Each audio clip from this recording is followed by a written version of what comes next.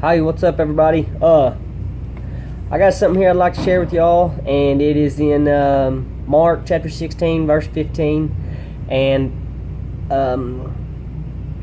what's going on here in this verse where we're at here is, Jesus has already been crucified, and he's already rose from the dead, and Mary Magdalene has told everybody that Jesus is back, and then Jesus appears to some more people here and there, and then finally to the 11, and he kind of gets on to them for not, I say the 11 because obviously Judas isn't in the picture anymore, but he kind of chastises them a little bit for not believing. Well, then he tells them one thing after that. He says in verse 15, and then he told them, go into all the world and preach the good news to everyone.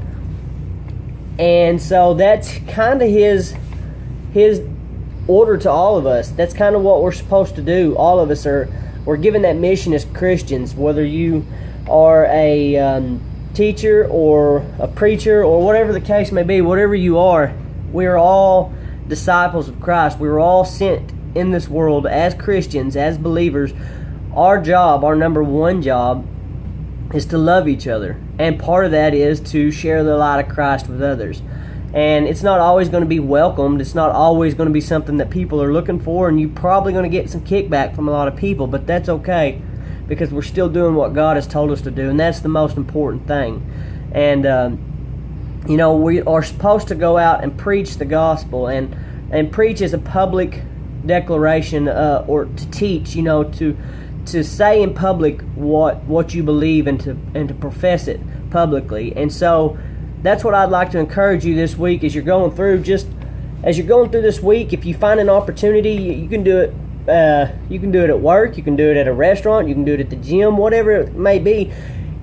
If you interact with people enough, if you just talk to them a little bit, there's always going to be able to find common ground. Paul talks a lot about common ground in where was I reading today? In Corinthians. In 1 Corinthians, Paul talks a lot about common ground, how when he was with the Jews, he lives like a Jew. And when he's with the Gentiles, he lives like a Gentile. And he's like a chameleon because he blends in. He finds common ground, and he's able to share the gospel with these people.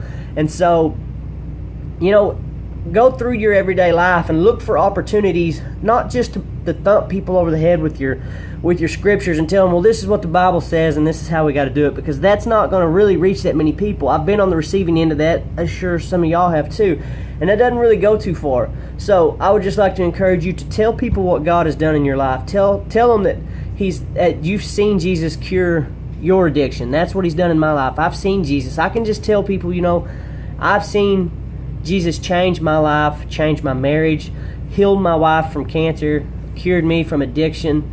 And, I can tell people that without beating them over the head with my Bible. And I can just show them the love of Christ in the things that I know, that I personally witnessed.